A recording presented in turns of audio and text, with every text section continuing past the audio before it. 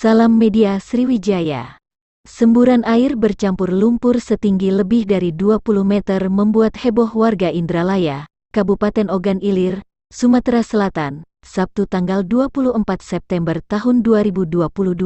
Peristiwa semburan air bercampur lumpur tersebut diabadikan warga melalui rekaman video dan beredar di grup WhatsApp serta media sosial Facebook. Dalam video tersebut terlihat semburan air bercampur lumpur menjulang tinggi di atas rumah penduduk. Sejumlah warga pun berbondong-bondong melihat dan mengabadikan peristiwa tersebut. Peristiwa semburan air bercampur lumpur tersebut terjadi Sabtu tanggal 24 September tahun 2022 sekitar pukul 18 waktu Indonesia Barat. Sementara untuk lokasi titik semburan, diketahui berada di samping asrama santri Sekolah Id Menara Fitrah samping Rumah Limas Kelurahan Indralaya Indah, Kecamatan Indralaya, Kabupaten Ogan Ilir, Provinsi Sumatera Selatan.